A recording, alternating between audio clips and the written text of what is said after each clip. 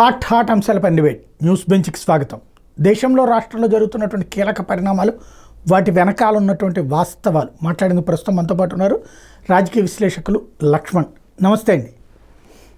నమస్తే. నమస్తే. అంబేద్కర్ వ్యవహారంలో అమిత్ షా తప్పు చేశారని మీరు భావిస్తున్నారా? ఖచ్చితంగా తొందరపడ్డాడని నేను భావిస్తున్నాను.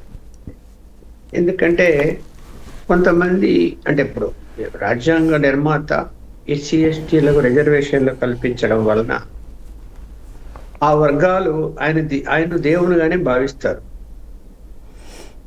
ఇప్పటికీ కూడా ఆ సెంటిమెంట్ అన్నది ఉన్నప్పుడు ఆయన మరి మీరు అంబేద్కర్ అంబేద్కర్ అంబేద్కర్ అంటూ ఉంటారేంటి, దేవుణ్ణి ప్రార్థించుకుంటే ఏదో మోక్షం వస్తుంది అనే రీతిలో మాట్లాడాడు. అలా ఏకవచనంతో అంబేద్కర్ గారిని ఆయన దేవుడు కాదు, మీరు దేవుని ప్రార్థించండి అనే విధంగా ఆయన మాట్లాడడం వలన కొంత రియాక్ట్ అయ్యారు. సరే, కాంగ్రెస్ పార్టీ వాళ్ళు రియాక్ట్ అయ్యారంటే అది వాళ్ళు ఏదో అంబేద్కర్ అంటే మా బ్రాండ్ అంబాసిడర్ అన్నట్టు వాళ్ళు మొదటి నుంచి కూడా వ్యవహరిస్తూ ఉన్నారు. ఏ పార్టీకి ఆయన బ్రాండ్ అంబాసిడర్ ఏం కాదు. అన్ని రాజకీయ పార్టీలు కూడా ఆయన గౌరవిస్తున్నాయి. స్వాతంత్రం వచ్చినప్పటి నుంచి బీజేపీ కూడా గౌరవిస్తున్నది.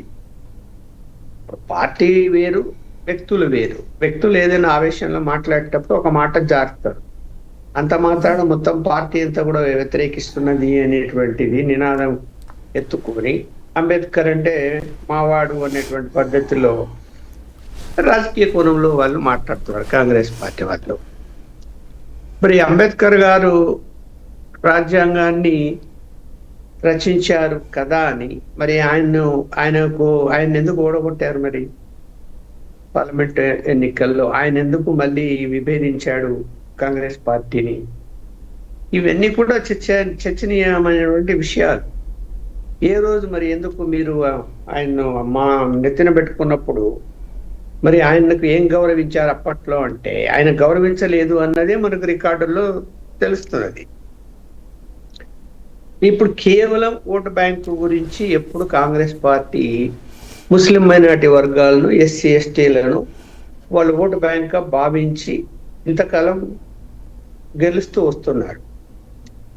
ఎప్పుడైతే ఈ ప్రాంతీయ పార్టీలు వచ్చి చొరబడ్డాయో అప్పుడు ఈ యొక్క ప్రభావం తగ్గింది. చాలా మంది ఎస్సీ ఎస్టీలు కూడా ప్రాంతీయ పార్టీల వైపు మళ్ళడం, ముస్లిం మైనారిటీలు కూడా మళ్ళటం, దీనివల్ల కాంగ్రెస్ పార్టీ బలహీనపడుతూ వచ్చింది. ఇవాళ వాళ్ళకు మళ్ళీ మొన్న ఏదో గెలిచిపోతాం అయిపోతాం ప్రధానమంత్రి అని చెప్పి ఆశపడ్డ రాహుల్ గాంధీ నిరాశతో ఉన్నాడు. ఆ ఫ్రస్ట్రేషన్ మనకు కనిపిస్తుంది ఇక్కడ పార్లమెంట్ దగ్గర జరిగిన గొడవలు చూస్తే. ఓన్ చేసుకోవాలనే ప్రయత్నం ఏ పార్టీ కూడా చేయడానికి అవకాశం లేదు. ఆయన రాజ్యాంగ నిర్మాత, ఎంతో కష్టపడ్డాడు, ఆ రాజ్యాంగం తయారు చేశాడు. స్వాతంత్రం వచ్చి ఇంతకాలం అయినా కూడా ఈ రోజు కూడా మన భారతదేశంలో అంతర్గత తగాదాలు రాలేదు. ఎందుకు? రాజ్యాంగం రక్షణ చాలా ప్రాధాన్యత ఇస్తున్నది. అందుకు అంతర్గత తగాదాలు ఎప్పుడు రాలేదు. అందరికీ సమాన హక్కులు రాజ్యాంగంలో కల్పించి ఉన్నాయి. బలహీన వర్గాలని రిజర్వేషన్లు, తర్వాత మళ్ళీ బీసీ వర్గాలకు రిజర్వేషన్లు రావడం, ఇవన్నీ కూడా పరిరక్షణ, ప్రజల యొక్క రక్షణకు అది ఉపయోగపడుతూ ఉన్నది. కాబట్టి మనం నిజంగా ఆయన దేవుడిలాగానే ఎవరైనా భావిస్తే తప్పైతే ఏం లేదు. కానీ మరి దాన్ని నేనైతే ఆయన దురుద్దేశంగా మాట్లాడినాడు అనటం లేదు. ఆ మాటల సందర్భంలో మాట దొరికింది. మనం కూడా అంటుంటాం కదా, ఇప్పుడు మనం ఎవరి గురించి ఎక్కువ ఎవరైనా మాట్లాడుతూ ఉంటే ఏమయ్యా నీకు ఆయనకేమైనా ఎందుకు అలా మాట్లాడుతున్నావు, అడగాకుండా నువ్వు గుడికి పోయి దేవుని మొక్కుంటే మేలు జరుగుతుందేమో అంటాం, మనం కూడా అంటాం. కానీ అది రాజ్యసభ వేదిక, ఆ వేదికలో అలా మాట్లాడడం అన్నది ఒక అవకాశం దొరికింది వీళ్ళకి. కానీ దిద్దుకొని ఉంటే సరిపోయేది, అప్పుడే తప్పేం లేదు దాంట్లో. అప్పుడు నేను ఏదో చర్చలో ఆ విషయంలో మాట్లాడాను. అంబేద్కర్ గారంటే నాకు అపారమైన గౌరవం. ఇందులో ఏదైనా తప్పుగా భావించి ఉంటే నన్ను క్షమించండి అంటే అయిపోయింది. దాన్ని మళ్ళీ ప్రధానమంత్రి గారు ట్వీట్ చేస్తూ ఆయన సరిగానే మాట్లాడాడు అని చెప్పాడు. దీంతో వీళ్ళకు ఒక అవకాశం దొరికింది కాంగ్రెస్ పార్టీకి. సరే, ఆ పార్టీ వెంబడి ఉన్నటువంటి ప్రాంతీయ పార్టీలు కూడా ఇంకా అదే పాట పాడాయి. అంబేద్కర్ గారికి అసలు భారతరత్న అన్నది ఇవ్వాలని కూడా ఆ రోజున కాంగ్రెస్ పార్టీ ఆలోచించలేదు, వాళ్ళ సొంత కుటుంబానికి ఇచ్చుకుంది. అదే భారతీయ జనతా పార్టీ మద్దతుతో ఉన్నటువంటి విపి సింగ్ ప్రభుత్వం ఇచ్చింది అంటారు. ఎంతవరకు వాస్తవం? కరెక్ట్. అది భారత్కి విపి సింగ్ సమయంలోనే ఇచ్చింది ఆయనకు. మరి ఎందుకు ఇవ్వలేదు? మరి ఇవాళ అన్ని మాటలు మాట్లాడుతున్నారు ఆయన గురించి. ఇప్పుడు ఎందుకు గౌరవించి ఇవ్వలేదు కదా. ఇక్కడ ఏదన్నా ఒక అవకాశం దొరికితే దాన్ని రాజకీయ ప్రయోజనాలకు ఉపయోగించుకుంటే విధంగా రాజకీయ పార్టీలు ఇవాళ నడుస్తున్నాయి తప్ప, ఇప్పుడు అలా జరిగింది అనుకోండి, నిన్న ఏదో పెద్దగా ధర్నాల ఆందోళన చేస్తున్నారు, అంత మాత్రాన్నే కేంద్రంలోని ఎన్డీఏ కూటమి ప్రభుత్వాన్ని వ్యతిరేకిస్తారా ప్రజలు? అలా మైండ్ ఫిక్స్ చేసుకుంటారా? అదొక అంశం అంతే. ఆ రోజుకు 2 రోజులు మాట్లాడుకుంటారు, వదిలేస్తారు. చూస్తున్నది ఏంటి? పరిపాలన ఎలా ఉంది, ఎలా చేస్తున్నారు, అవినీతి ఉందా, అభివృద్ధి జరుగుతున్నదా లేదా, ఇవన్నీ ప్రజలు గమనించి రాజకీయ పార్టీలకు ఓట్లేస్తారు తప్ప ఏదో ఒక అవకాశం దొరికిందంటే ఇప్పుడు మనం అట్లా అనుకుంటే ఎస్సీ ఎస్టీలు అందరూ వ్యతిరేకం అయిపోతారు ఇవాళ నుంచి ఎన్డీఏ కూటమికి. అది జరిగే పనేనా? కానే కాదు. ఒక అవకాశం తీసుకుంటప్పుడు అంత పెద్ద పార్లమెంట్ సెషన్ జరుగుతున్నది, మీరు ఇది ఈ అంశాన్ని అలా చెప్పడం తప్పని మాట్లాడండి, ఎవరు కాదనరు. అమిత్ షా గారు అలా అనకూడదు, దాన్ని దిద్దుకోవాలా అని చెప్పి అడగచ్చు, డిమాండ్ చేయొచ్చు, తప్పులేదు. కానీ పెద్ద ఇష్యూగా చేసి స్తంభింపజేసి ఇవాళ ఉభయ సభలు వాయిదా పడిపోయినాయి పూర్తిగా. అంటే మీకు ఎన్ని అంశాలు ప్రజా సమస్యల మీద చర్చించాలి అక్కడ? ఆ సమయం అంతా వేస్ట్ అయిపోయింది కదా. అలాగే ఒకవేళ కేంద్ర ప్రభుత్వంలో అవినీతి జరిగింది అనుకోండి, వెలికి తీయండి, నిలదీసి మాట్లాడండి. అది మంచి అవకాశము పార్లమెంట్ అన్నది. వాళ్ళు ఒకవేళ ఏదైనా నిర్లక్ష్యం చేస్తుంటే అభివృద్ధి విషయంలో ప్రశ్నించండి. ఇవి కాకుండా ఏమైపోతుందంటే ఏదో చిన్న చిన్న విషయాలు పట్టుకొని, ఇప్పుడు నేనైతే అనుకుంటున్నాను దీన్ని పెద్దగా దేశ ప్రజలు గారు ముందు ఎస్సీ ఎస్టీలు కూడా సీరియస్ గా తీసుకుంటారని నేనైతే అనుకోవటం లేదు. క్లియర్ గా మనకు కనిపిస్తున్నది ఆయన మాట్లాడే తీరులో ఆవేశపడ్డాడు అని. తనకు ఇప్పుడు ప్రతి అంశానికి అక్కడ ఊరికే గోల చేస్తూ ఉంటే పార్లమెంట్ లో అంబేద్కర్ అని ఆ మాట అనాల్సి వచ్చింది కాబట్టి అన్నాడే కానీ అనకూడదు. అది కూడా అనకూడదు. ఎందుకంటే సెంటిమెంట్ అనేది ఉంది జనాల్లో, ఉన్నప్పుడు అది అనకూడదు అని నేను అనుకుంటున్నాను. ఇక తెలంగాణలో చూస్తే అర్జెంటుగా కేటీఆర్ మీద కేసు A1గా ఏకంగా పెట్టినటువంటిది. Formula 1 రేసుకి సంబంధించినటువంటి దాంట్లో ఎలాంటి అనుమతులు తీసుకోకుండా డబ్బులు చెల్లించేశారు అన్నటువంటి. చివరికి ఇప్పుడు ఈడీ జోక్యం చేసుకునేటటువంటి పరిస్థితి, ఈడీ కూడా వీళ్ళని అడిగినటువంటి పరిస్థితి. కేటీఆర్ అరెస్ట్ అయ్యి జైలుకి వెళ్తారా? ఇప్పుడు ఈ ఇష్యూలో ఖచ్చితంగా అరెస్ట్ అయితే కాక తప్పదని నేను అనుకుంటున్నాను. ఒకవేళ 1 రోజు 2 రోజులు లేట్ కావచ్చేమో, కానీ పార్టీ నోటీస్ ఇస్తారు, పిలుస్తారు, దాని మీద వివరాన్ని అడగచ్చు, తర్వాత అరెస్ట్లు కూడా చేయొచ్చు. ఈడీ కూడా వివరాలు తీసుకుంటుంది. వాళ్ళు కూడా విచారణకు నోటీస్ ఇచ్చి పిలవచ్చు, పిలిచే అవకాశాలు ఎక్కువ ఉన్నాయి. ఇక్కడ ఈవెంట్ మేనేజ్మెంట్ చేయటానికి అంగీకారం కుదుర్చుకుంది ఒక సంస్థతో, ఆ సంస్థ విదేశీ సంస్థతో అంగీకారం కుదుర్చుకుంది. ఎక్కడన్నా ఈ సంస్థ చేతులు ఎత్తేస్తే నేరుగా ఆ సంస్థకు, అంటే విదేశీ సంస్థకు చెల్లించే విధంగా అగ్రిమెంట్ రాసుకుంటారేమయ్యా? ఎవరు రాసుకోరు. నాకు నా అనుభవం చెప్తున్నాను. ఒక కాంట్రాక్టర్కు వర్క్ ఇస్తారు, ఆ కాంట్రాక్టర్ సబ్ వర్క్ ఇస్తాడు, అది వాళ్ళిద్దరి మధ్య ఇష్యూరే, జవాబుదారీ కాంట్రాక్టరే, అతను కాదు. ఏదైనా జరిగితే ఇతనే జవాబుదారీ. అలా నీవు ఈవెంట్ మేనేజ్మెంట్ అగ్రిమెంట్ చేసుకున్నది ప్రభుత్వం ఒకరితో అయితే, ఆ ఈవెంట్ మేనేజ్మెంట్ ఫారిన్ సంస్థతో అగ్రిమెంట్ చేసుకుంటే నువ్వు నేరుగా ఫారిన్ సంస్థకు నిధులు ఎలా చెల్లించావు? టోటల్గా వైలేషన్ క్లియర్గా కనిపిస్తున్నది. అది ఎక్కడ? అదేమంటే అగ్రిమెంట్లో ఉంది, ఆ సంస్థ చెల్లించకపోతే ప్రభుత్వం నేరుగా చెల్లించాలని ఉంది అని వాదన. ఉందో లేదో తెలియదు కానీ వాదించారు అలా. ఇప్పుడు ఇన్వెస్టిగేషన్లో బయటకు వస్తుంది. అలా ఉంది కాబట్టి ఇచ్చాము అన్నారు. అసలు అలా అగ్రిమెంట్, అది విచిత్రమైన అగ్రిమెంట్. అలా చేసుకుంటారు ఎవరైనా. ఇప్పుడు ఆ సంస్థ ఎవ్వరు, ఆ సంస్థ ఎందుకు చేతులు ఎత్తేసింది అవి పక్కన పెడితే, మీరు నిధులు ఇచ్చేటప్పుడు సిఆర్డిఏ కావచ్చు, అది స్వతంత్ర సంస్థ ఏం కాదు, ప్రభుత్వ రంగ సంస్థ. ఆ ప్రభుత్వ రంగ సంస్థ నుంచి నిధులు వెళ్ళాలి అంటే ఖచ్చితంగా ఉన్నతాధికారుల అనుమతి రావాలి, ఫైల్ వెళ్ళాలి, వాళ్ళు కూడా ఆమోదించాలి. అదేది జరగకుండా కేవలం ఎండి ఈయన అంటే అరవింద్ కుమార్ ఈయన నేను మంత్రిగా నేను ఇచ్చేయండి, నేను రాసేసా, ఆయన రిలీజ్ చేసేసా, నాకు అధికారం ఉంది. ఎందుకు అంటే సిఆర్డిఏ సంబంధించిన సంస్థకు నేను మంత్రిగా చైర్మన్ కూడా నేనే అని చెప్పి వాదన చేస్తున్నాడు. ఆయన ఛాలెంజ్ కూడా చేస్తున్నాడు. ఏమి దుర్వినియోగం కాలేదు, ఇచ్చిన నిధులు నేరుగా ఫారిన్ సంస్థకు వెళ్ళాయి. మరి అక్కడ ఏమైపోయింది? ఆ ఫారిన్ సంస్థకు చెల్లించేటప్పుడు రిజర్వ్ బ్యాంక్ అనుమతి లేదని రిజర్వ్ బ్యాంక్ నోటీస్ ఇచ్చి ఫైన్ వేస్తే ఫైన్ కూడా కట్టారు కదా, ఈ ప్రభుత్వం కట్టింది ఫైన్ 8 కోట్లు. ఇక్కడ అదొకటి వైలేషన్. అనుమతులు లేవు. అలాగే ఆ యొక్క కండిషన్స్ థర్డ్ పార్టీకి నేరుగా చెల్లించడం అన్నది ఆ కండిషన్లో రాయటం ఒకవేళ రాసి ఉంటే అది తప్పే. రిజర్వ్ బ్యాంక్ ఇన్ఫర్మేషన్ లేకుండా డైరెక్ట్గా విదేశీ సంస్థకు చెల్లించడము తప్పే.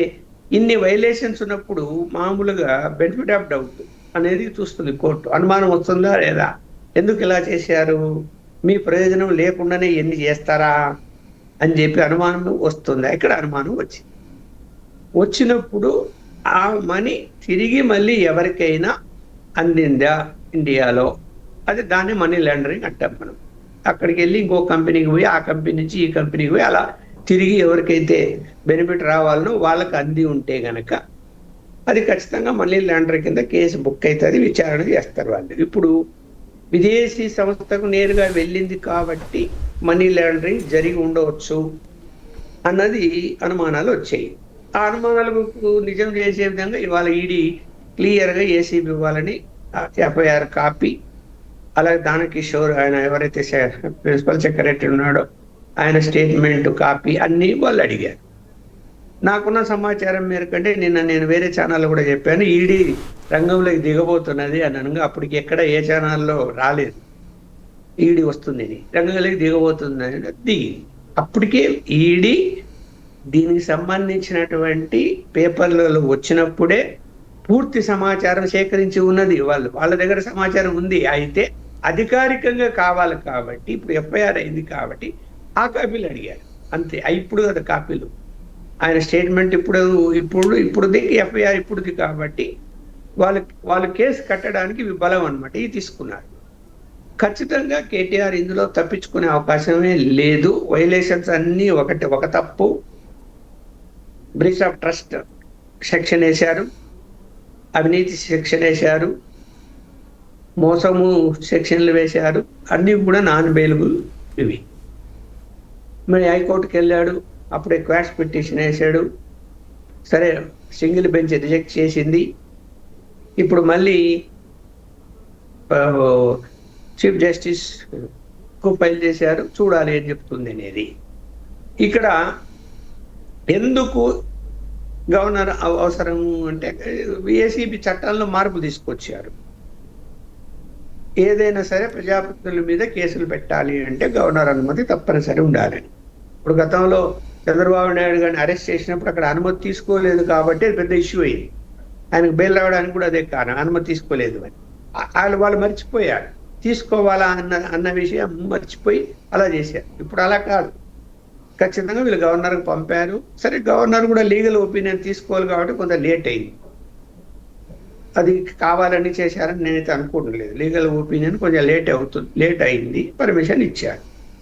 ఇంక నీకు ఏ విధంగా తప్పించుకునే అవకాశం ఉంది అంటే వైలేషన్స్ అన్ని కూడా అనుమానము దానికి తావిచ్చింది.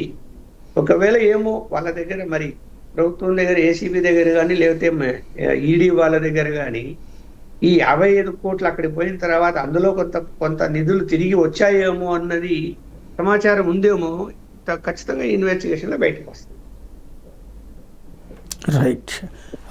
ఆంధ్రప్రదేశ్లో కాకినాడ పోర్టు వ్యవహారం కూడా ఇప్పుడు ఈడీ విచారణకి వెళ్ళింది. ఎవరైతే అప్పుడు ఉన్నటువంటి రావు పెట్టినటువంటి కంప్లైంట్ తన దగ్గర నుంచి బలవంతంగా లాక్కున్నారన్నటువంటిది, దాని మీదన ఇప్పుడు విజయసాయి రెడ్డికి విక్రాంత్ రెడ్డికి నోటీసులు ఇచ్చారు. ఈడీ విచారణ ప్రారంభించింది అన్నది, దీన్ని ఎలా చూడాలి? ఇప్పుడు తన దగ్గర నుంచి బలవంతంగా తీసుకున్నారు అనే ఫిర్యాదు అందిన తర్వాత దానికి కారణాలు ఏమిటి అన్నది చూస్తున్నప్పుడు ఏమైపోయిందంటే మనీ లాండరింగ్ జరిగిందా లేదా. వాళ్ళు ఇప్పుడు ఈడీ ఎంటర్ అవుతున్నదంటే మనీ లాండరింగ్ ఉంటేనే అవుతుంది అంటే కాదు. అది ప్రాథమిక ఆధారం లేనిది అసలు వాళ్ళు దిగరు. ప్రాథమిక ఆధారం ఉంటేనే దిగుతారు. ఆ ప్రాథమిక ఆధారాన్ని మొదట ఏంటంటే పత్రికల్లో వచ్చినా లేదా ఎవరైనా ఫిర్యాదు చేసినా వాళ్ళు ఏం చేస్తారు, ముందు అండర్ ఇన్వెస్టిగేషన్ చేస్తారు. అది ఎంతవరకు నిజము, పత్రికల్లో కావాలని రాశారా లేకపోతే రాజకీయ నాయకులు కావాలని ఆరోపణలు చేస్తున్నారా అనేది దాని మీద వాళ్ళు ప్రాథమికంగా సమాచారాన్ని వెంటనే సేకరిస్తారు. సేకరించిన తర్వాత అందులో ఏదైనా కొంత ఆధారం దొరికితే ఇంకా వాళ్ళు దాన్ని ఫర్దర్గా ప్రొసీడ్ అవుతారంటే వాళ్ళ యొక్క ఇన్వెస్టిగేషన్ ఏజెన్సీ ప్రకారం ఉన్నతాధికారి పర్మిషన్ తీసుకోవాలి. అది కూడా రాజకీయ కోణంలో కొన్ని ఉంటాయి. ఏదైనా విఐపి కేసుల్లో అయితే కనుక ఖచ్చితంగా సంబంధిత మంత్రిత్వ శాఖ అనుమతి పొంది వాళ్ళు దర్యాప్తు ప్రారంభిస్తారు. నాకున్న సమాచారం మేరకు రాజకీయ కోణమే ఉంటుంది, దాంట్లో కూడా లేకుండా ఏమి ఉండదు. రాజకీయ నాయకుల ఇన్వాల్వ్మెంట్ ఉన్నప్పుడు అదే రాజకీయాలకు సంబంధం లేదైతే వాళ్ళకు టోటల్ ఫ్రీడమ్ ఉంటుంది, వాళ్ళు ఏం చేయాలన్నా చేస్తూ పోతుంటారు. ఇప్పుడు ఇక్కడ నోటీసులు ఇవ్వక తప్పదు కదా. మరి ఆ బెదిరించి అక్కడ ఏదో మనీ లాండరింగ్ జరిగింది, ఆ కంపెనీకి ఇప్పించినప్పుడు వీళ్ళ పాత్ర ఉంది అనేది వీళ్ళకి ఏదైనా మరి బ్యాంకుల ద్వారా ట్రాన్సాక్షన్ ఏమైనా జరిగిందో ఏమో మనకు తెలియదు. మళ్ళీ నోటీసులు ఇచ్చారంటే ఏదో ఎంతో కొంత ఆధారం ఉండే ఉంటుంది అని నేను అనుకుంటున్నాను. రైట్. రాష్ట్రంలో ఆంధ్రప్రదేశ్లో తాజాగా ఏదైతే 1వ తారీఖు నుంచి రిజిస్ట్రేషన్ ఛార్జీలు పెంచబోతున్నారు. మొన్న కరెంటు ఛార్జీలు పెంచారు, ఇప్పుడు రిజిస్ట్రేషన్ ఛార్జీలు పెంచుతున్నారు. ఇది 15% వరకు, అంటే మార్కెట్ వాల్యూస్ని, భూమి విలువని పెంచబోతున్నారు. వాస్తవంగా తెలుగుదేశం ఏమంటుందంటే ఆల్రెడీ తెలుగుదేశం అధికారంలోకి వచ్చిన తర్వాతన రియల్ ఎస్టేట్ వాల్యూ పెరిగిపోయింది, విపరీతంగా భూముల ధరలు పెరిగినాయి కాబట్టి దానికి అనుగుణంగానే భూముల విలువ పెంచుతున్నాం అని చెప్పి వీళ్ళు అంటుంటే దీని ద్వారా దోపిడీ జరుగుతుంది అన్నటువంటిది మరొక వైపున వైసీపీ అంటుంది. దీన్ని ఎలా చూడాలి? ఇప్పుడు భూముల వాల్యుయేషన్ నిజంగా వాస్తవానికి పెరుగుతూనే పోతున్నది కదా ఎక్కడైనా కానీ. ఇప్పుడు ఎంటైర్ ఇండియాలో మనం ఎక్కడన్నా ఏ రాష్ట్రంలో చూసుకోండి, వాల్యూ పెరుగుతూనే ఉంది ఎవరి ఇయర్. తగ్గిన పరిస్థితులు ఏం కనపడండి. ఎందుకంటే నిర్మాణాల సంఖ్య పెరుగుతున్నది, పెట్టుబడులు వస్తున్నాయి, అనేక సంస్థలు రావటం, ఇవన్నీ అనేక కారణాలు ఉన్నాయి దానికి. కాబట్టి ఇక్కడ పెంచడంలో ఎంతవరకు న్యాయం ఉంది అంటే ఇప్పుడు రాష్ట్ర రెవెన్యూను కూడా చూసుకోవాలి కదా. రాష్ట్ర రెవెన్యూ పరిస్థితి అధ్వానంగా ఉంది. ఏది కూడా సంక్షేమ కార్యక్రమాలు, అభివృద్ధి కార్యక్రమాలు చేయాలంటే నిధులు లేవు, కేంద్రం మీద ఆధారపడాలి. కేంద్రం కూడా కొన్ని వాళ్ళకున్న లిమిట్స్ మేరకు ఇస్తారు తప్ప లిమిట్స్ దాటి అక్కడ ఇచ్చే పరిస్థితి లేదు. నీతి ఆయోగులు అభ్యంతరాలు వస్తాయి. అందువలన పెంచాలి అంటే ఏముంది, విద్యుత్ రేట్లు, బస్ ఛార్జీలు, లేకపోతే కనుక ఈ ఆస్తులు భూములు కొనుగోళ్లకు సంబంధించిన రిజిస్ట్రేషన్ ఛార్జీలు, వీటి వల్లే రెవెన్యూ పెరగాలి. కాబట్టి పెంచక తప్పదు. దాని మీద ప్రజల అసంతృప్తి కూడా వస్తుంది. అదే పవర్ బిల్లు 300 వచ్చేది ఇవాళ 500 అయిపోయింది, లేదా 600 అయిపోయింది, చంద్రబాబు వచ్చాక ఏం చేసిండు అని చెప్పి. అలాగే బస్సు రేట్లు పెంచుతే అది కూడా మర్చిస్తారు. ఇది రిజిస్ట్రేషన్ ఛార్జీలు అంటే ఇది కేవలము ఒక లిమిటెడ్ పర్సన్స్కి మాత్రమే ట్రాన్సాక్షన్ జరుగుతాయి కాబట్టి అది కూడా కొనేవాడు అమ్ముకునే వాళ్ళు ఇద్దరు ఇది బిలో పావర్టీ వాళ్ళకు పెద్దగా ఎఫెక్ట్ కాదు. మధ్యతరగతి వాళ్ళు కానీ ఉన్నత వర్గాల వాళ్ళ ట్రాన్సాక్షన్స్ ఎక్కువ ఉంటాయి కాబట్టి వాళ్ళు ఏదైనా పెంచారు రేట్లు అనుకుంటారు తప్ప అంత పెద్ద రాష్ట్ర ప్రభుత్వ పరిపాలన మీద ఈ ఎఫెక్ట్ అయితే ఏమి ఉండకపోవచ్చు అని నేను అనుకుంటున్నాను. రైట్. ఆంధ్రప్రదేశ్కి సంబంధించి అంటే ఇది రిజిస్ట్రేషన్ ఛార్జీలు పక్కన పెడితే కరెంటు ఛార్జీల పెరుగుదల మళ్ళీ వచ్చే నెల కూడా పెరుగుదల, దీన్ని ప్రజలు పట్టించుకుంటున్నారా పట్టించుకోవట్లేదంట? పట్టించుకుంటున్నాడు. ప్రత్యేకించి మహిళలు, ఎందుకంటే ఎక్కువగా ఇంట్లో ఫ్యామిలీ మెయింటెనెన్స్ అంతా కూడా మహిళలు బాధ్యత తీసుకుంటారు కాబట్టి నాకు ఒక సర్వే సంస్థ చెప్పింది మహిళల్లో పూర్తిగా అసంతృప్తి ఉంది. ఇది ఇక పవర్ ధరలు పెరిగాయి అనే దాని మీద చర్చించుకుంటున్నారు. అది తెలుగుదేశానికి రాబోయేటువంటి ఏ ఎన్నికలు వచ్చినా కూడా కొంత ఎఫెక్ట్ పడుతుంది, మహిళా ఓట్లు మైనస్ పాయింట్ అవుతుంది అని అంటున్నారు. రైట్. అదే సందర్భంలో అంటే ప్రభుత్వం దీనికి ఆల్టర్నేటివ్ ఏమైనా ఉందా? తగ్గించకుండా చేయడానికి ఏమైనా అవకాశం ఉంటుందా? ఇంకా ఏం అవకాశం ఉండదు. ఒకసారి పెంచిన తర్వాత ఇంకా తగ్గించారు. తగ్గిస్తే మళ్ళీ అది ఒక పెద్ద ప్రాబ్లం. తగ్గించితే దాన్ని ఎవరు భర్తీ చేయాలి?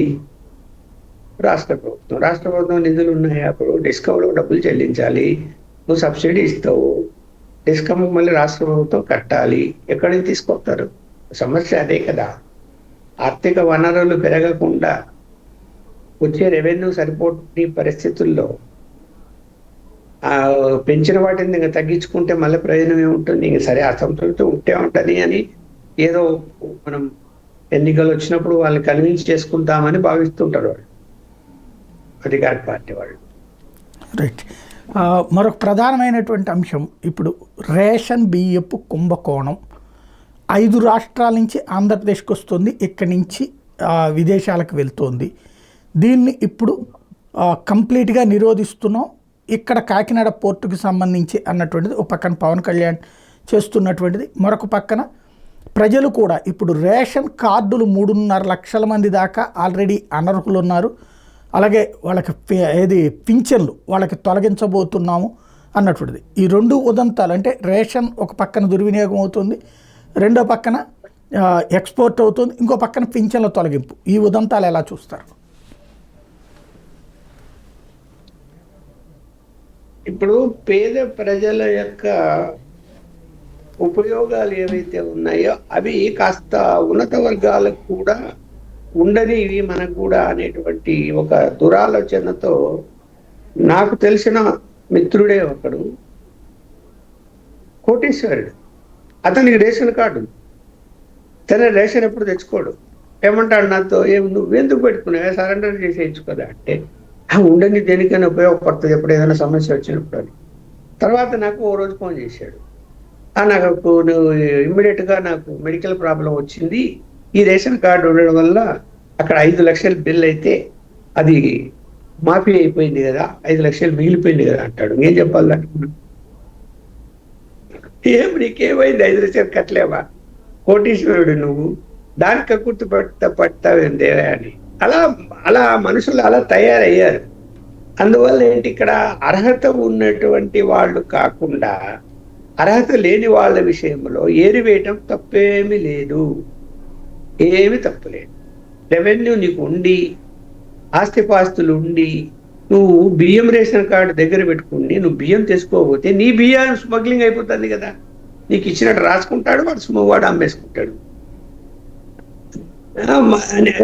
నీకు ఇక్కడ ఏం అవసరం ఉంది ఎక్కడంటే అవసరమే లేదు, నీకు తెచ్చుకోవు, అసలు రేషన్ షాప్ ముఖం కూడా చూడలేదు.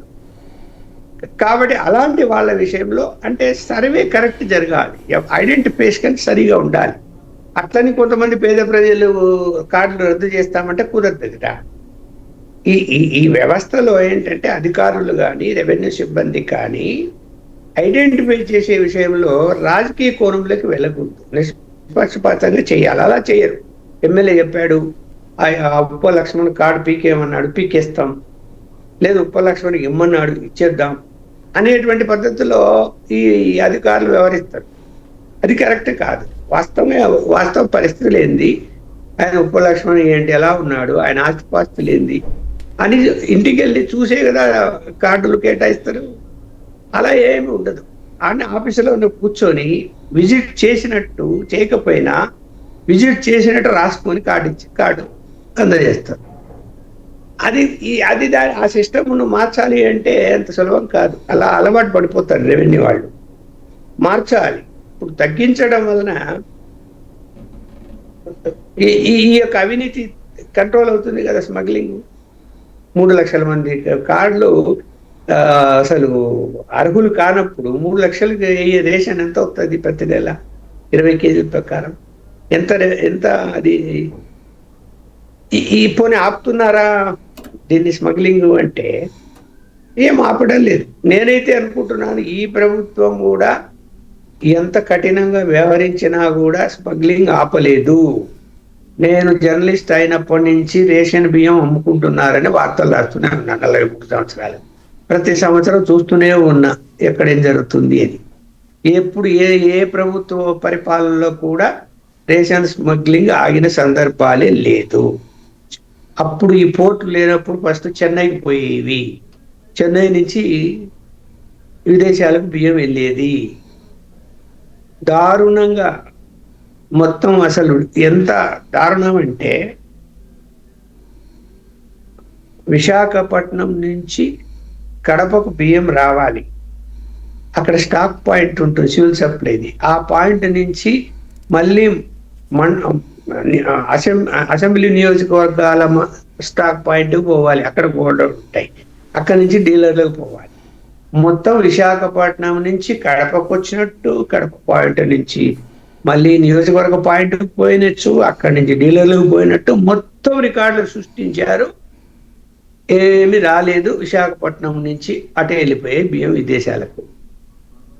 ఇంకేం చెప్పాలా? ఎక్కడే కానీ కొత్త ఎంట్రీలన్నీ స్వయంగా జాయింట్ కలెక్టర్ ఎక్కువ చేశాడు. అప్పట్లో సర్ప్రైజ్ అయ్యాడు. ఇట్లా జరుగుతుందని నేను ఊహించనే లేదు లక్ష్మణ్, నువ్వు నీ వార్త వలన అని. అన్ని టైట్ చేశారు. ఎవరా అంటే ఈ బియ్యం వ్యాపారస్తులు, స్మగ్లింగ్ చేసే వ్యాపారస్తులు. వాళ్ళు వెళ్ళి బ్యాంకుకి వెళ్ళి జిల్లాలో సపోజ్ ఒక 2,000 మంది డీలర్లు ఉన్నారంటే 2,000 మందికి ఒకే బ్యాంకులో చెక్కులు తీసుకున్నారు, డీడీలు తీసుకున్నారు. అది సాధ్యమవుతుందా ప్రాక్టికల్గా? ఎవరు తీసుకున్నారంటే పలానా వ్యక్తి వచ్చాడు, వరుస రాశాడు అని 3 రోజులు పాటు ఇచ్చారట ఆ బ్యాంకులో. అందరికీ ఇతనే డబ్బు కట్టడం, ఇతనే డీడీలు తీసుకోవడం, అవి సబ్మిట్ చేయడము, బియ్యం ఇచ్చినట్టు సంతకాలు పెట్టడము, బియ్యం అమ్మినట్టు సంతకాలు పెట్టుకోవడం. ఇది జరిగింది. ఇది ఏమైనా మారిందా అని నేను ఇప్పుడు అప్పుడంటే పరిజ్ఞానం లేని పరిధి. అప్పుడు మొబైల్ ఫోన్లు లేవు, ఎక్కడేం జరుగుతుందో తెలిసేది కాదు, కమ్యూనికేషన్. ఇప్పుడు అన్నీ వచ్చాయి. ఎక్కడేం జరుగుతుందో నిమిషాల్లో సమాచారం ఎవరికైనా ఇవ్వచ్చు.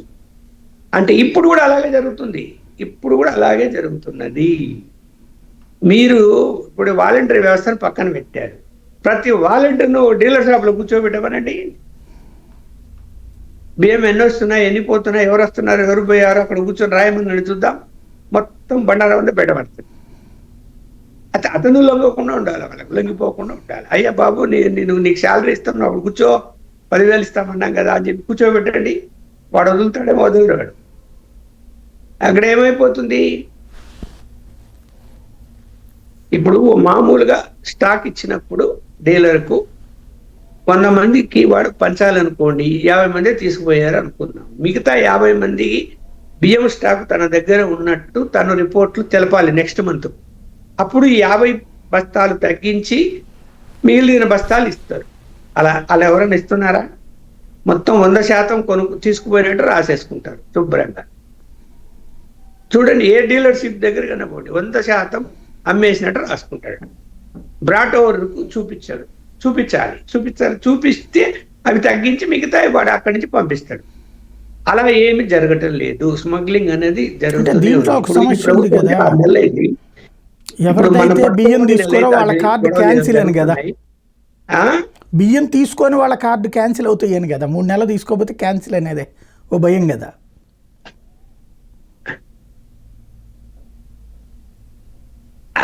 అది అది ఇప్పుడు తీసుకోకపోతే కార్డు క్యాన్సిల్ అవుతుంది అన్నది 3 నెలలు.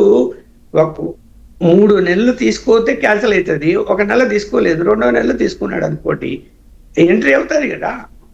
ఇక్కడ ఇప్పుడు ఏమీ తీసుకోలేనప్పుడు ఇంకెందుకని కార్డు క్యాన్సిల్ కానీ ఏంటి? నీకెందుకు కార్డు? బియ్యం అవసరం లేనప్పుడు నువ్వు మార్కెట్లో కొనుక్కుంటావు, నీకెందుకు అవసరమే లేదు కదా. ఇప్పుడు కూడా ఇంకా జరుగుతూనే ఉంది. ఇప్పుడు వీళ్ళు వెళ్ళారు, ఏదో పట్టుకున్నామన్నారు, పబ్లిసిటీ తీసుకున్నారు. ఇప్పుడు బియ్యము రేషన్ బియ్యము స్మగ్లింగ్ జరగడం లేదా? స్మగ్లింగ్ ఆపాలి అంటే ముందు ఎవరైతే బియ్యం కొంటున్నాడో, ఈ బియ్యం ప్రతి చోట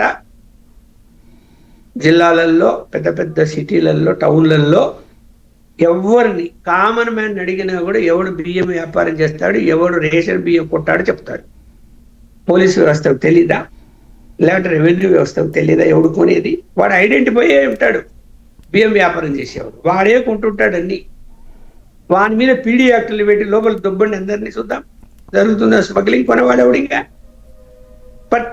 అందరికీ తెలిసింది ఎవడు కొంటాడు. ప్రతి ఊర్లో, పల్లెటూరులో వదిలేయండి, నగరాల్లో అన్నిట్లో కూడా, పట్టణాల్లో ప్రతి ఊరో చెప్తారు ఎవడు కొంటాడు ఈ బియ్యము అని. వీళ్ళందరి దగ్గర ఇంకొకడు కొంటాడు, ఇంకో 2-3 కొంటారు. ఎందుకు? ఫారిన్కి పంపించేవాళ్ళు. వాళ్ళు ఎవరో మీకు తెలీదా? వాళ్ళు ఎక్కడ ఉంటారు? ఏమైనా ఆకాశంలో ఉంటారా వాళ్ళు ఇక్కడే ఉంటారు కదా.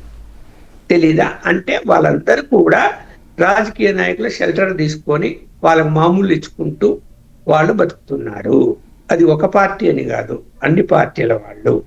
ఇప్పుడు తెలుగుదేశం వాళ్ళు వాళ్ళతో మిలాఖత్ కావడం లేదా?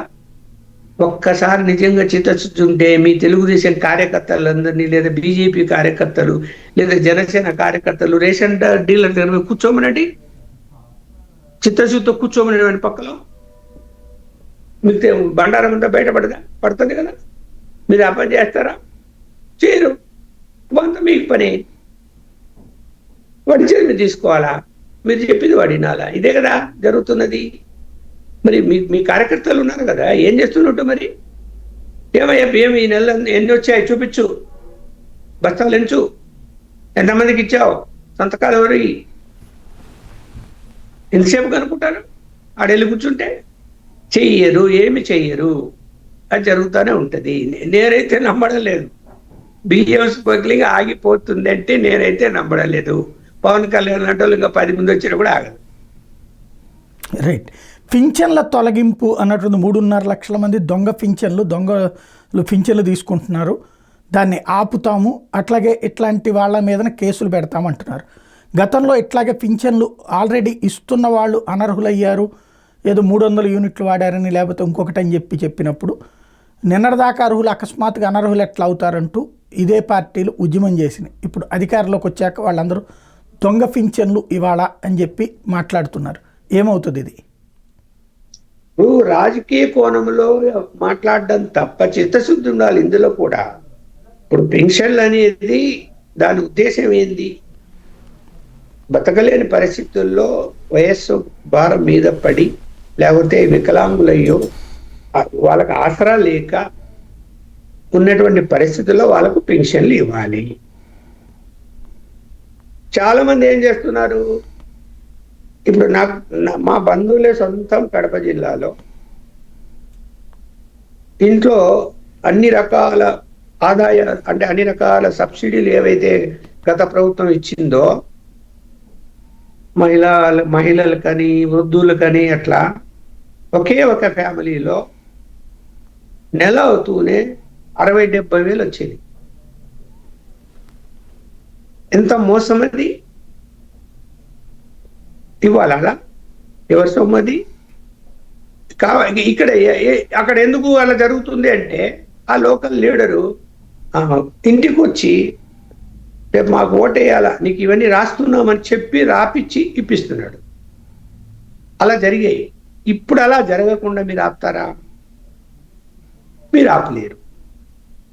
మీరు ఆపగలిగితే మంచిదే. ఇప్పుడు మీరు అన్నట్టు పెన్షన్లు అర్హులకి ఇవ్వడంలో ఏం తప్పులేదు. అర్హత లేకపోయినా కూడా తీసుకుంటుండేటువంటి వాళ్ళ విషయంలో ఎవరెబ్బ సొమ్మది? ప్రజలు కట్టిన పన్నులు. ఏం రాజకీయ పార్టీలు వాళ్ళ యొక్క పార్టీ ఫండ్స్ నుంచి తీసేమి ఇవ్వడం లేదు కదా. అక్కడ తగ్గించాల్సినటువంటి అవసరం ఉంది. తగ్గించాలి అంటే నేను చిత్తశుద్ధి కావాలి. ఎవరికి? ఆఫీసర్లకు. రాజకీయ జోక్యం ఉండకూడదు. ఈ ఫ్యాక్ట్ ఏదో తెలుసుకొని వాళ్ళకి ఇవ్వగలగాలి. అందులో తగ్గించవచ్చు, పెంచుకోవచ్చు. ఎవరికైనా రాని వాళ్ళు కూడా ఉంటారు. అలాగే రాజకీయ కారణాల వలన వాళ్ళ ఇంటికే పోవద్దు, పెన్షనే ఇవ్వద్దు అని ఆదేశించుంటారు. అతను ఇప్పుడు 5 సంవత్సరాల నుంచి బాధపడుతూ ఉంటారు, మాకు పెన్షన్ రాలేదని. అలాంటి వాళ్ళకి ఇవ్వాలి. ఇక్కడ ఫ్రీడమ్ అన్నది రాజకీయ వ్యవస్థ, అధికారుల వ్యవస్థకు ఇవ్వడం లేదు. అన్నిట్లో జోక్యం చేసుకుంటున్నారు. అన్ని విషయాల్లో ఆదేశాలు జారీ చేస్తున్నారు. వాడు ఏం చేస్తాడు? ఉద్యోగి వినకపోతే నన్ను ట్రాన్స్ఫర్ చేపిస్తారు, లేదంటే నా మీద నిందలేస్తారు అని ఒకటే అనుకుంటాడు. అలాగే వాళ్ళు కూడా కరప్టెడ్ అయి ఉంటారు. కరప్టెడ్ అని వాడు ఏం చెప్పినా చేస్తాడు. పైవాడు ఏం చెప్పినా, ఎమ్మెల్యే ఏం చెప్పినా చేస్తాడు, ఆ పార్టీ వాళ్ళు ఏం చెప్పినా చేస్తాడు. ఎందుకు? వాడు సంపాదించుకోవచ్చు కాదు. అందువలన ఇక్కడ దీనికి ఒక మెకానిజం అనేది ఉండాలి, కరెక్ట్ మెకానిజం. ఆటోమేటిక్గా అర్హత ఉన్నవాడు, అది పార్టీలకు సంబంధం లేకుండా వెంటనే అతనికి నేమ్ యాడ్ అయిపోవాలా, అతన్ని పెన్షన్ అంటారా.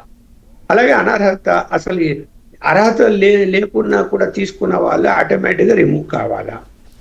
రిమూవ్ కావాలంటే అన్ని పార్టీలు, రాజకీయ పార్టీలు ఉప్పల్ లక్ష్మణ్ బాగున్నోడే, పర్వాలేదు, అతనికి పెన్షన్ ఏంది అని చెప్పి రాజకీయ పార్టీలో అందరూ ఒక మాట అంటే ఉప్పల్ లక్ష్మణ్ తీసుకుంటాడా? తీసుకోడు. తీసుకుంటారు కదా. ఇప్పుడు అనేక ఉదాహరణలు చెప్పొచ్చు మనము. తీసుకుంటారు అంతే. ఇంకా అదేదో ప్రభుత్వ సొమ్ము ఊరికి వస్తుంది, 2000 వచ్చిన చాలా జోలో పెట్టుకొని నేను ఏదో మందు తాగొచ్చు, సిగరెట్లు తాగొచ్చు, జలసా చేయొచ్చు అనేటువంటి పద్ధతిలో ఉంటున్నారు ఇవాళ. అరే బాబు, ప్రజలకు పన్నులు కట్టిన సొమ్ము అభివృద్ధికి ఉపయోగపడుతుంది, రేపు మన ఊర్లో రోడ్లు వేయడానికి ఉపయోగపడుతుంది, లేకపోతే మంచినీళ్ళు ఇవ్వడానికి ఉపయోగపడుతుంది ఎవరన్నా అనుకుంటున్నారు? అనుకోవట్లేదు. ప్రభుత్వ సొమ్ము ఏదో ఉచితంగా వచ్చింది అంటే అదేదో నోట్లో ప్రింట్ చేసి ఊరికి ఇస్తానట్టు మాట్లాడతారు, తీసుకుంటారు.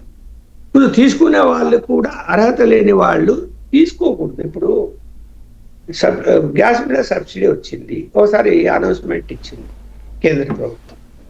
మీరు అర్హత లేని వాళ్ళందరూ మీరు విత్డ్రా చేసుకోండి సబ్సిడీ, మీరు ఒక ఫోన్ కాల్ చేయండి, లేకుంటే యాప్లో మీరు యాడ్ చేయండి, నాకు అవసరం లేదు సబ్సిడీ అని ఫోన్లో చెప్పండి అంటే లక్షల మంది చెప్పారు సబ్సిడీ మాకు అవసరం లేదు. 1.5 కోటి డ్రాప్ అయ్యారు. మరి ఇక్కడ ప్రజలు కూడా సహకరించాలి కదా. నీ అర్హత ఉందా లేదా? ఇప్పుడు నేను చెప్పాను కదా, మా ఫ్రెండ్ ఒకడు ఎలా చేశాడని. తర్వాత నేను బాగా తిట్టాగా మళ్ళీ ఆ కార్డు వెనక్కి చేశాడు అనుకోండి, అది వేరే విషయం. మరి ఏం చెప్పాలి చెప్పండి. ఇక్కడ జనం కూడా అలాగే తయారయ్యారు. దానికి తోడు రాజకీయ వ్యవస్థలు ఎంతసేపున వాళ్ళు ఓట్లు కావాలి. అబ్బా మనకి ఏదో ఇప్పించామంటే ఓట్లు వస్తాయి. అరే అరువుడా కాదా అనేది చూడడు. వానికి హైదరాబాద్ బ్రహ్మాండమైన ఇల్లు ఉంటుంది, వ్యాపారాలు చేసుకుంటుంటాడు. పల్లెటూరులో వానికి రేషన్ కార్డు ఉంటుంది, అక్కడ పెన్షన్ కూడా వస్తుంది. ఏంది ఇది చెప్పండి. మనం ఏమైనా బుద్ధి ఉందా? తీసుకునే వాళ్ళకి వాళ్ళు ఇచ్చేవాడు కూడా తెలీదా? ఆయన ఎక్కడ ఉంటున్నాడు, ఏం వ్యాపారం చేసుకుంటాడు, వాళ్ళ కుటుంబం ఏంది, పిల్లలు ఏంది, ఏం సంపాదిస్తున్నారు, అన్ని ఇప్పుడు లోకల్గా ఉన్నటువంటి వాళ్లకు ప్రతి ఒక్కరికి ఈవెన్ నగరాల్లో అయినా కూడా ఇప్పుడు ఈ వాలంటరీ వ్యవస్థ వచ్చిన తర్వాత, అంటే సచివాలయ వ్యవస్థ వచ్చిన తర్వాత ప్రతి ఒక్క కుటుంబం గురించి కూడా వివరాలు తెలుస్తున్నాయి పూర్తిగా. ఇప్పుడు నేను హైదరాబాద్లో ఉన్నా, నాకు ఇల్లు ఉంది కడపలో, బాడికి ఇచ్చాను, నాకు అక్కడ రేషన్ కార్డు కానీ ఆధార్ కార్డులు కానీ నా పేరు మీద ఏమీ లేవు, ఓటర్ కార్డు కానీ. నిన్న నాకు ఫోన్ వచ్చింది సచివాలయం నుంచి, secretary sir house hold survey చేశాము, మీ పేరు మీద ఏమీ లేవు ఇక్కడ, మీరు తీసుకోవాలి కదా ఇవన్నీ అంటున్నది ఒక ఆమె. అమ్మ నేను హైదరాబాద్లో సెటిల్ అయ్యాను, అది రెంట్కి ఇచ్చాను, నాకు ఇక్కడ అన్నీ ఉన్నవి, అక్కడ ఏది అవసరం లేదు, నువ్వు ఆ విధంగా రాసి పంపించు రిపోర్ట్లో అంటే, సార్ మంచిది సార్, ఇట్లా ఎవరు చెప్పలే సార్ అంటే, నేను రాసి పంపిస్తున్నాను సార్ అని చెప్పింది. లేకపోతే ఏమైపోతుంది, నాకు ఆధార్ కార్డు, నాకు ఓటర్ కార్డు, లేక అది ఆ ఇంటి పేరు మీద అని చెప్పి లెటర్ పెట్టి తీసుకుంటామా? తీసుకోవచ్చా? తప్పు కదా. అక్కడ వ్యవస్థలు పనిచేస్తున్నాయి, ఆ వ్యవస్థకు మనం సహకరించాలి ప్రజలు కూడా. Right, thank you very much అండి. ఇది పరిస్థితి. ఓవరాల్గా రాష్ట్రంలో ఓ పక్కన పింఛన్లకి సంబంధించి స్వచ్ఛందంగా వైదొలిగితే ప్రయోజనకరంగా ఉంటుంది, అది ప్రజలకి ప్రభుత్వానికి. రెండో పక్కన ఏదైతే బియ్యానికి సంబంధించి తినే బియ్యం అన్నా ఇవ్వాలి, లేదంటే కనుక ఆ బియ్యానికి సంబంధించి అసలు పరిష్కరించాలన్న చిత్తశుద్ధి ఉండాలి. ఇవి సాధ్యమా కాదా అన్నటువంటిది కాలం నిర్ణయించాలి.